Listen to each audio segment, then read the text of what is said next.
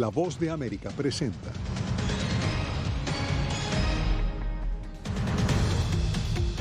Washington liberará 180 millones de barriles en un plazo de 6 meses para bajar los precios del petróleo. Cruz Roja alista evacuación de civiles atrapados en Mariupol, un puerto ucraniano asediado por Rusia. Además, reportes de robo de gasolina en Estados Unidos acompañan el alza en los precios. Y el gobierno estadounidense sopesa desplegar perros robots en la frontera con México.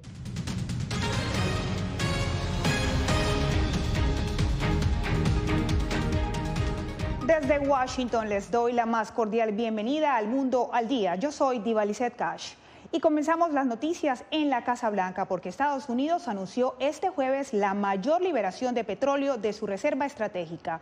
La medida busca revertir el aumento del precio del combustible que el gobierno de Joe Biden atribuye a la invasión rusa a Ucrania. Y para ampliar esta información nos conectamos con Jorge Agobián en la Casa Blanca. Jorge, te escuchamos. Diva Lizette, el presidente Joe Biden aseguró que consultó primero con todos sus aliados, los europeos, antes de tomar esta decisión. Una decisión que ha traído bastantes críticas por parte de la ciudadanía estadounidense al presidente Joe Biden por el aumento cada vez más de los precios del combustible en Estados Unidos. Según el mandatario, con esta medida los bolsillos de los estadounidenses se podrían aliviar, al menos por ahora. Estados Unidos liberará 1 millón de barriles de petróleo de sus reservas estratégicas diariamente durante 6 meses. La medida sin precedentes fue anunciada por el presidente Joe Biden este jueves.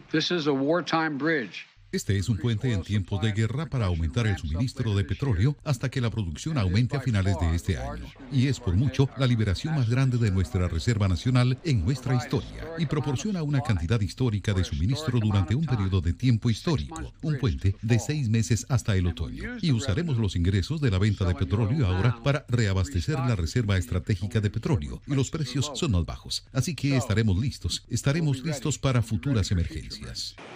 La crisis energética ha elevado el galón de gasolina en Estados Unidos a $4.20 en promedio. Nuestros precios están subiendo debido a la acción de Putin. No hay suficiente suministro. Y la conclusión es que si queremos precios más bajos de la gasolina, necesitamos tener más suministro de petróleo en este momento. El aumento ha sido constante incluso antes de la guerra en Ucrania. Estados Unidos cortó recientemente la importación de aproximadamente 800,000 barriles de petróleo por día de Rusia, como una medida sancionatoria a la agresión en Ucrania. En última instancia, en todo el mundo, debemos reducir nuestra dependencia de los combustibles fósiles por completo. Debemos elegir la seguridad a largo plazo sobre la vulnerabilidad energética y climática. Bien, y de hecho esas últimas declaraciones del presidente tenían sentido o contexto cuando el mandatario aseguró que Estados Unidos está apostando su administración a la independencia energética del país, algo por lo que ha sido presionado el presidente Joe Biden por su oposición republicana en los últimos meses. También cabe destacar que durante esta jornada el Departamento del Tesoro impuso nuevas sanciones a al menos 21 entidades y 13 ciudadanos rusos en el área de la tecnología. Según la Casa Blanca, esas personas estaban evadiendo ya las sanciones impuestas anteriormente por Washington. Te agradecemos, Jorge Agobián, desde la Casa Blanca.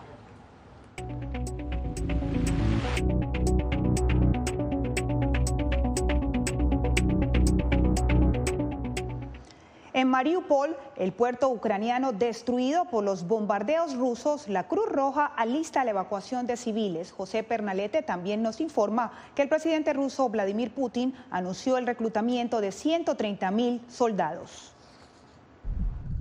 Las ruinas en la ciudad de Mariupol son evidencia clara del asedio de Rusia contra esa población localizada al sureste de Ucrania. Tras el continuo bombardeo que ha apuntado incluso corredores humanitarios, el Comité Internacional de la Cruz Roja ha participado al gobierno de ese país que tiene todo listo para la evacuación de civiles de la localidad prevista para este viernes, siempre y cuando todas las partes estén de acuerdo en todos los términos, subraya la Cruz Roja. Ucrania informó que se envía un convoy de 45 autobuses para el desalojo y aguardan por la autorización de controles rusos. Haremos todo lo posible para garantizar que los autobuses puedan llegar a Mariupol hoy y evacuar a las personas que no pudieron dejar el lugar hasta ahora. El presidente de Ucrania, Volodymyr Zelensky, se dirigió al Parlamento de Bélgica este jueves, pidiendo sanciones firmes contra Moscú, reiterando el continuo ataque hacia objetivos civiles. Mariupol ha estado bloqueada durante más de 4 semanas. El ejército ruso ha cerrado todos los accesos y también cerró el acceso marítimo a la ciudad. No hay nada, no hay agua, no hay comida, no hay medicina, no hay vida, no hay nada de lo necesario, de lo esencial para la supervivencia. Entre tanto, el presidente de Rusia, Vladimir Putin, decretó el reclutamiento de ciudadanos rusos entre 18 y 27 años de edad para unirse a las filas del ejército de ese país. José Pernalete, Voz de América. Y mientras tanto, Michelle Bachelet, la alta comisionada para los derechos humanos de las Naciones Unidas, denunció a Rusia por cometer posibles crímenes de guerra en Ucrania. Y para ampliar esta información nos conectamos a Nueva York con nuestra corresponsal de la ONU, Celia Mendoza. Celia, ¿qué dijo específicamente Michelle Bachelet? La alta comisionada para derechos humanos fue clara acerca de la investigación que adelanta su oficina, específicamente acerca del uso constante de armas explosivas, ya sean proyectiles, misiles o bombardeos en esta guerra en territorios urbanos, asegurando que por 24 ocasiones consecutivas, al parecer Rusia habría utilizado municiones de racimo en contra de las poblaciones altamente pobladas, algo que podría constituir un crimen de guerra. Sin embargo, aseguró que también se está investigando la posibilidad de que las fuerzas ucranianas hubieran utilizado este tipo de armamento también durante esta guerra. Nunca pensé que algo así podría pasar. Servimos juntos con los rusos. Sergei Malischenko recoge de los escombros de su casa bombardeada por las fuerzas rusas en Llanos-Horodka, a las afueras de Kiev, las medallas quemadas de su servicio en Afganistán. La realidad de este ucraniano es la de millones, denunció la alta comisionada para derechos humanos de las Naciones Unidas, Michelle Bachelet. Los ataques indiscriminados están prohibidos por el derecho internacional humanitario y pueden constituir crímenes de guerra.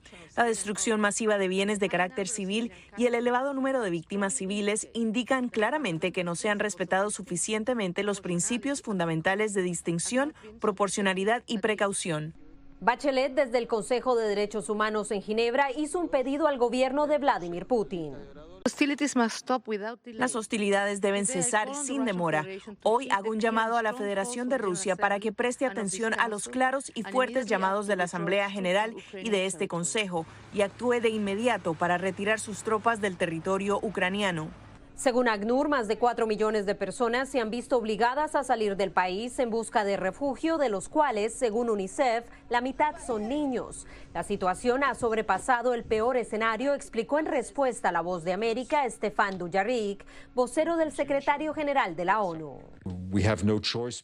No tenemos otra opción que adaptarnos al empeoramiento de la situación humanitaria, lo cual creo nos obliga a aumentar nuestros esfuerzos y el deseo por que se logre un alto el fuego humanitario. Una vez que esto ocurra, lo más pronto posible, evitaremos que las cosas empeoren aún más. Según ONU Mujeres, el 90% de las personas desplazadas son mujeres o adolescentes, lo que implica un riesgo adicional y las pone en una condición vulnerable para el tráfico humano, un problema que ya Naciones Unidas ha identificado desde antes de la guerra en el este de Europa. Le agradecemos a Celia Mendoza desde la sede de la ONU en Nueva York.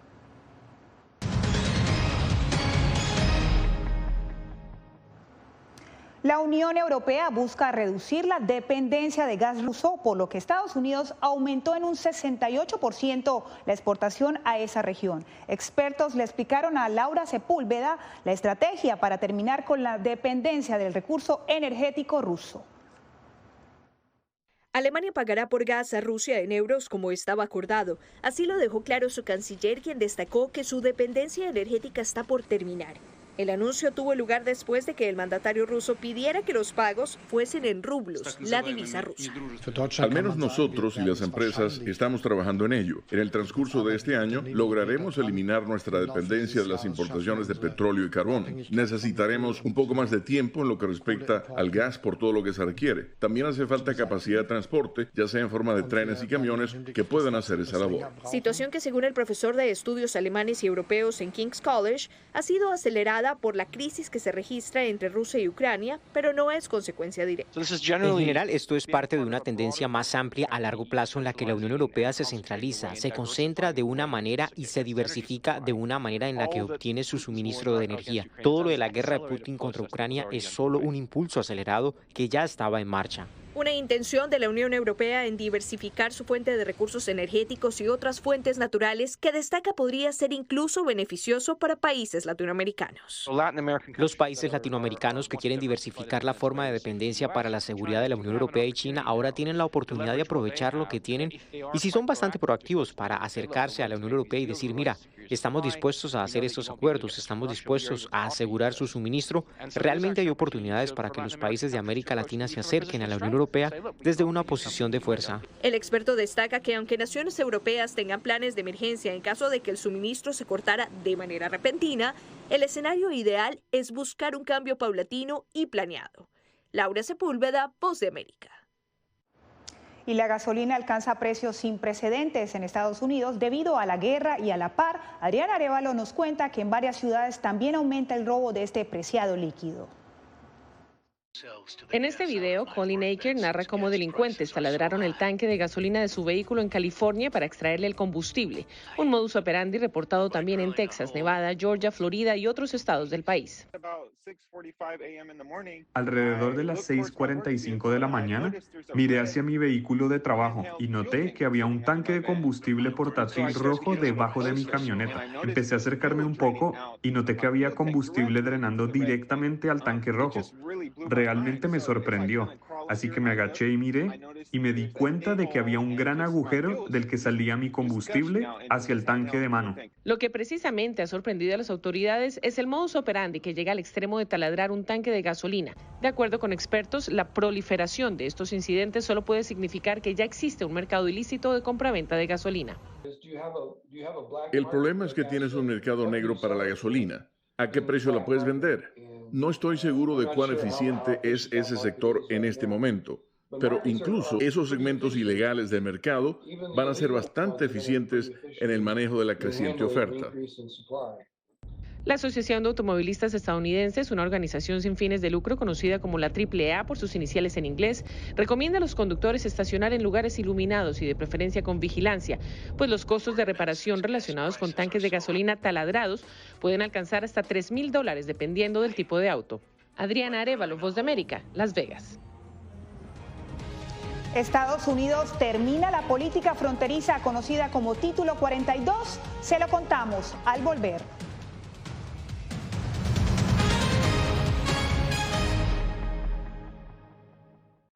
El 24 de febrero cambió la vida de millones de ucranianos. La invasión de Rusia a Ucrania puso sus vidas en pausa. Mujeres, ancianos y miles de niños huyen cada minuto del país. Con Celia Mendoza y Julia Riera, La Voz de América documenta desde Polonia esta crisis humanitaria sin precedentes en Europa desde la Segunda Guerra Mundial. Vidas en pausa. Encuéntralo en vozdeamerica.com.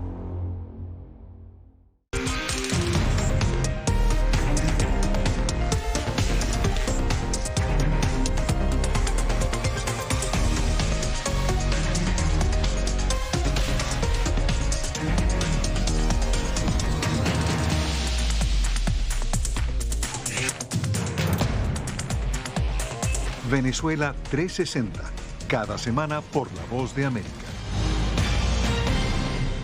¿Qué tal? Desde Washington comienzan las noticias en El Mundo al Día. Día a día, desde la capital de Estados Unidos y donde se producen las noticias que más te impactan. El objetivo es llegar al otro lado de la frontera para pedir asilo. La Voz de América te conecta con El Mundo al Día, los hechos más allá de la noticia, para que tomes decisiones bien informadas, en el lenguaje que quieres, donde quieras y como prefieras. Conéctate con El Mundo al Día. La Voz de América te invita a ser parte de nuestra familia a través de las redes sociales. Encuentra en tu muro las últimas noticias de tu país en su conexión con Estados Unidos, la región y el mundo. Historias que empoderan las voces latinoamericanas de política, economía, salud, actualidad, balanceadas y precisas. Únete a un equipo de origen hispanoamericano que trabaja para conectarte con los tuyos. Síguenos en Facebook y conviértete en protagonista de una historia que tú mismo ayudarás a construir.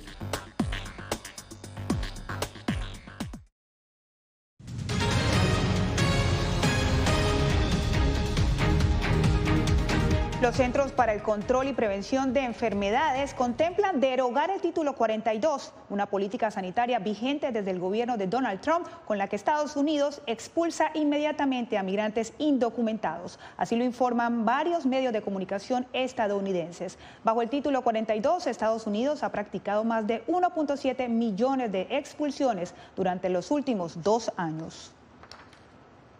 Y perros robot que patrullen la frontera con México es la propuesta tecnológica del Departamento de Seguridad Nacional. Desde McAllen, Texas, Víctor Castillo nos cuenta por qué la agencia persigue este proyecto. En un futuro cercano, los migrantes podrían enfrentarse a perros robots, una nueva estrategia que aún está en fase de prueba y busca que los robots cuadrúpedos brinden apoyo a los agentes de la patrulla fronteriza en los terrenos más inhóspitos y en donde se enfrentan a las amenazas más peligrosas. Una cosa positiva en el sentido de que puede brindar, digamos, apoyo a los oficiales de la frontera de una manera más segura para ellos, puesto que es un robot el que enfrenta las circunstancias de riesgo y no es una persona. Gloria Garza y su esposo viven al lado del muro fronterizo en Granjeno, Texas, y están preocupados por su privacidad.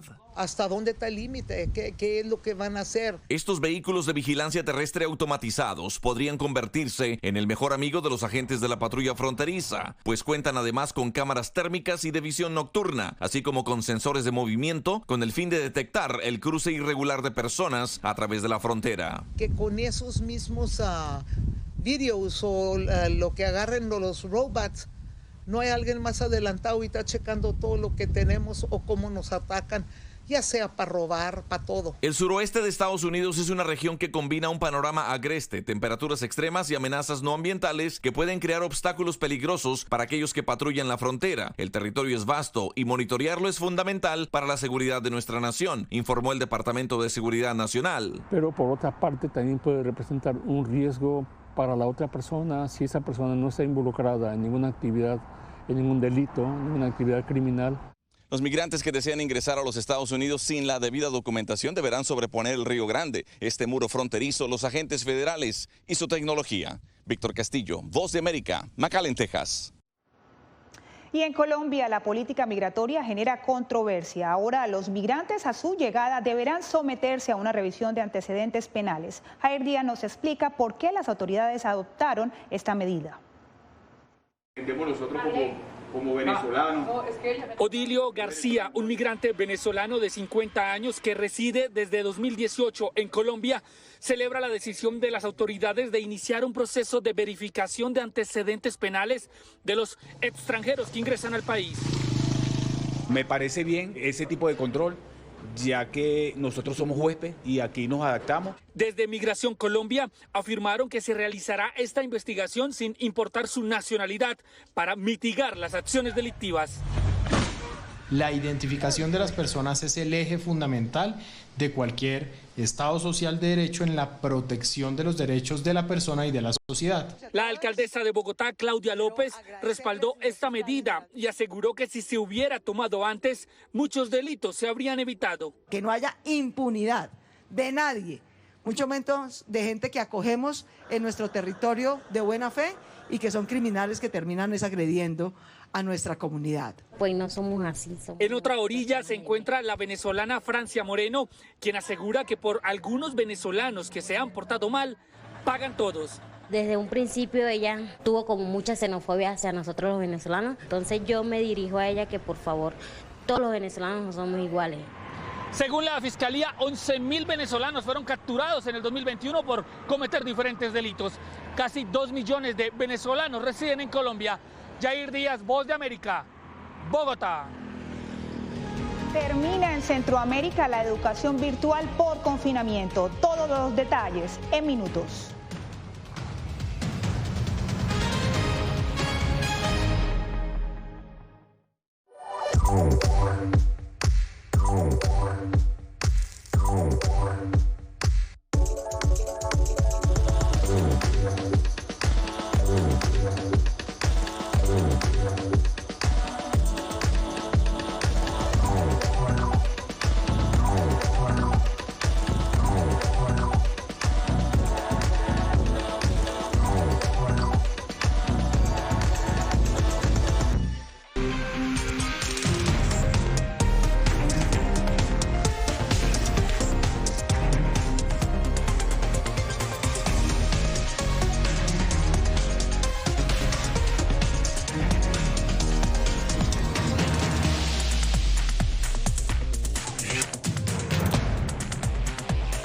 Venezuela 360, cada semana por La Voz de América. ¿Qué tal? Desde Washington comienzan las noticias en El Mundo al Día. Día a día, desde la capital de Estados Unidos y donde se producen las noticias que más te impactan. El objetivo es llegar al otro lado de la frontera para pedir asilo. La Voz de América te conecta con El Mundo al Día, los hechos más allá de la noticia, para que tomes decisiones bien informadas, en el lenguaje que quieres, donde quieras y como prefieras. Conéctate con El Mundo al Día. La Voz de América te invita a ser parte de nuestra familia a través de las redes sociales. Encuentra en tu muro las últimas noticias de tu país en su conexión con Estados Unidos, la región y el mundo. Historias que empoderan las voces latinoamericanas de política, economía, salud, actualidad, balanceadas y precisas. Únete a un equipo de origen hispanoamericano que trabaja para conectarte con los tuyos. Síguenos en Facebook y conviértete en protagonista de una historia que tú mismo ayudarás a construir.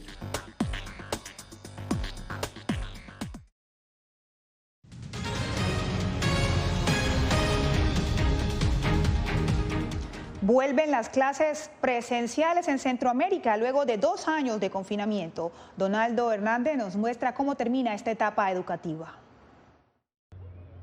Glenda está feliz porque después de 2 años de confinamiento, su hija regresó a clases presenciales en el sistema público de Costa Rica. Ya era necesario. Yo sé que pues por la pandemia era muy difícil, pero para mí representa un avance. Al igual que en Costa Rica, en el resto de Centroamérica se impartieron clases por internet o televisión desde 2020, a raíz de la pandemia del coronavirus. Le gusta mucho compartir con otros niños, entonces sí le afectó, claro. Esperemos que sí, que ya con la maestra y los compañeros sea diferente. Guatemala, El Salvador, Honduras, Nicaragua, Costa Rica y Panamá han retomado las clases presenciales de forma escalonada.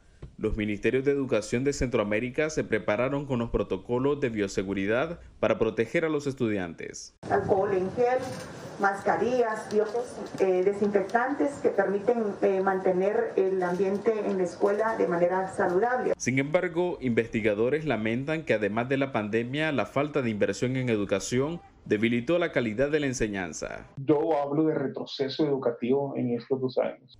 A inicios de 2021, el Consejo de Ministros de Educación del Sistema de Integración Centroamericana se comprometió a avanzar hacia la apertura de los centros educativos de manera prioritaria, pero hasta inicios de 2022 se logró concretar.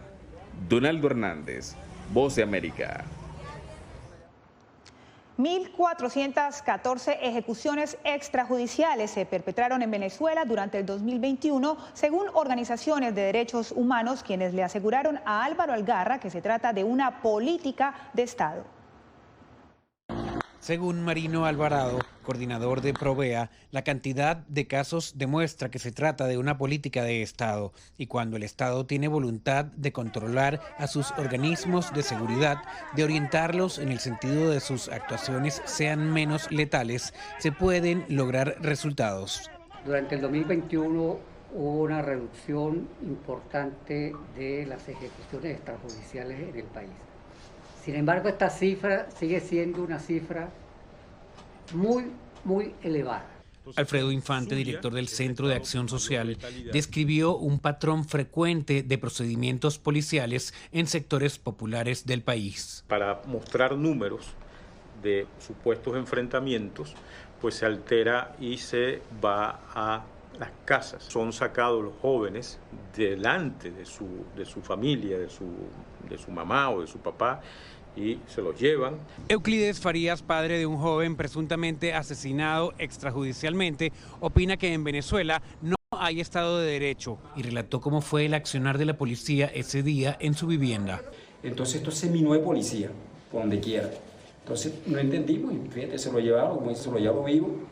Y después apareció muerto. La disminución de casos, subraya el informe, llega después de alertas de la alta comisionada para los derechos humanos de las Naciones Unidas, Michelle Bachelet, por ejecuciones extrajudiciales en Venezuela. Álvaro Algarra, Voz de América, Caracas. El 24 de febrero cambió la vida de millones de ucranianos. La invasión de Rusia a Ucrania puso sus vidas en pausa. Mujeres, ancianos y miles de niños huyen cada minuto del país. Con Celia Mendoza y Julia Riera, La Voz de América documenta desde Polonia esta crisis humanitaria sin precedentes en Europa desde la Segunda Guerra Mundial. Vidas en pausa. Encuéntralo en vozdeamerica.com.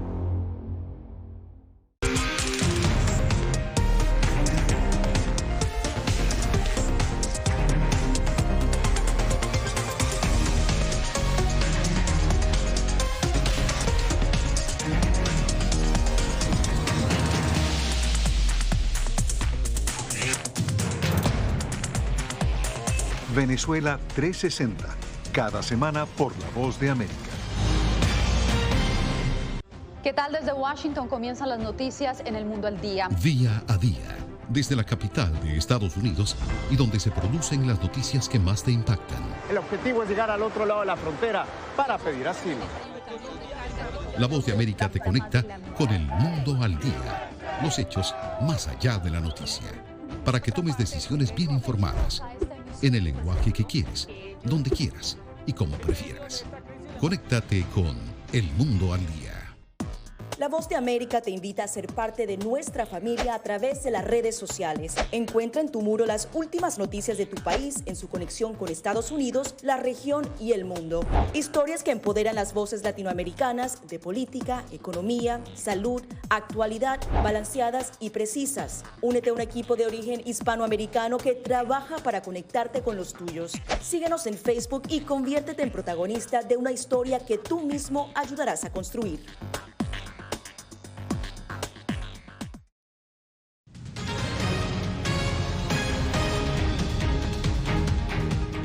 Esquiar con caballos es un deporte centenario olímpico que sigue vivo en las montañas de Colorado. Tony Cano nos muestra esta actividad que algunos califican como extrema.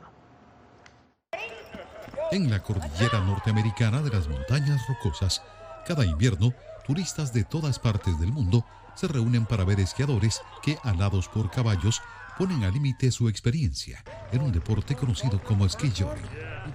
No puedes simplemente tomar a alguien que ha esquiado, ponerlo al final de una cuerda y esperar que lo haga bien.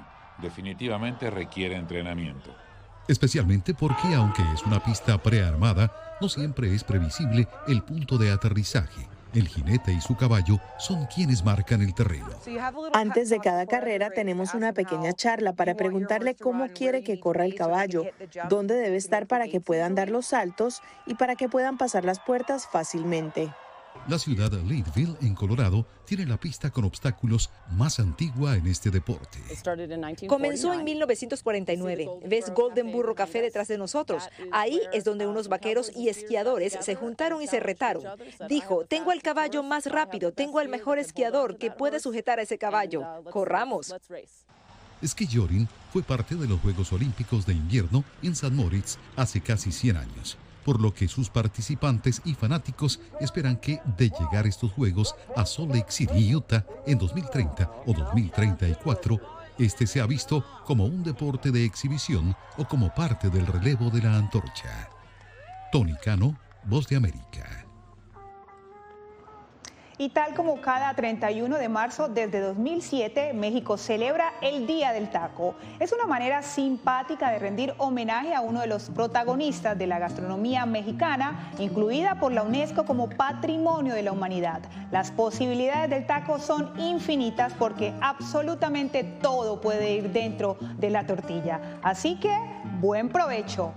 Y con estos buenos tacos nos despedimos en el día de hoy. Soy Divalicet Cash. Hasta la próxima semana.